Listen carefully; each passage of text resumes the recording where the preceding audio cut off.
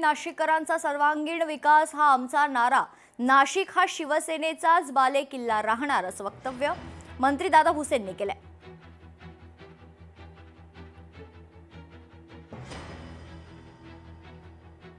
आधी आपल्याला माहिती आहे की सर्वसाधारणपणे युती होईल या भावनेतून अगदी 2-3 दिवस आधीपर्यंत त्या ठिकाणी नियोजन आणि चर्चा संपन्न होत होत्या। पक्षांशी जर आपण कंपॅरिझन केलं तर मला वाटतं की फक्त एक 2 किंवा 3 ठिकाणी तसा प्रकार झालेला आहे आणि त्या पदाधिकाऱ्यांना मी विश्वासात पण घेतलेला आहे आणि आपण जर बघितलं असेल तर ते उत्स्फूर्तपणे पक्षाचा प्रचार करतायत।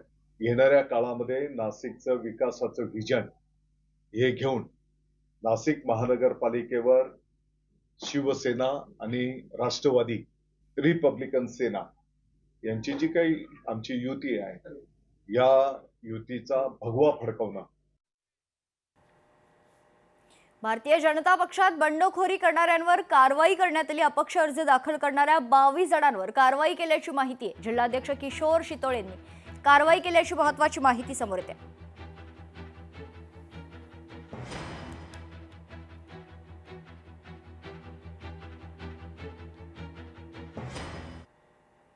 ठाकरे बंधूंचं राजकीय अस्तित्व संपणार असं विधान किरीट सोमय्या यांनी केलंय। सोमय्या फक्त आमचे नाही तर महाराष्ट्राचे शत्रू आहेत असा पलटवार राऊतांनी केलाय।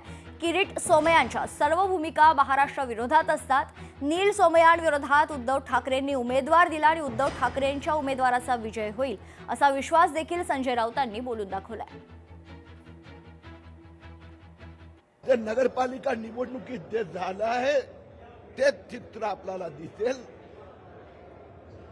उद्धव ठाकरे सेना, राज ठाकरे सेना दोन्ही पक्षाचं राजकीय अस्तित्व 16 जानेवारीला संध्याकाळी 6 वाजता संपणार। मुळात किरीट सोमय्या हे फक्त शिवसेनेचे किंवा आमचे शत्रू नसून ते महाराष्ट्राचे शत्रू आहेत। ते महाराष्ट्राचे शत्रू आहेत पूर्णपणे।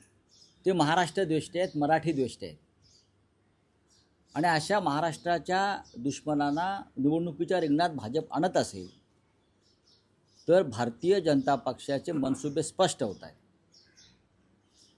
किरीट सोमय्यांची आतापर्यंतच्या सगळ्या भूमिका या महाराष्ट्र विरोधी आहेत।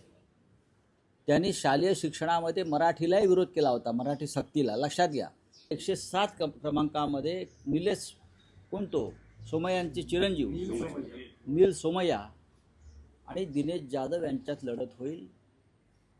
फक्त दिनेश जाधव यांना मशाल चिन्ह मिळू शकलं नाही, त्यांचे चिन्ह दूरदर्शन संच आहे। पण लढाई काटेकी होणार, लढाई काटेकी होणार, काटेकी टक्कर होणार। ते बिनविरोध येऊ शकत नाही, त्यांना संघर्ष करावा लागेल आमच्याशी। आणि आम्हाला खात्री आहे की सगळे महाराष्ट्र हा आपलं राज्य मुंबई माझी म्हणणारे सर्व भाषिक या महाराष्ट्र द्वेष्ट्याविरुद्ध एक होतील आणि दिनेश जाधव यांचा विजय होईल। लोकशाही मराठी ऐका, पहा, जागरूक रहा।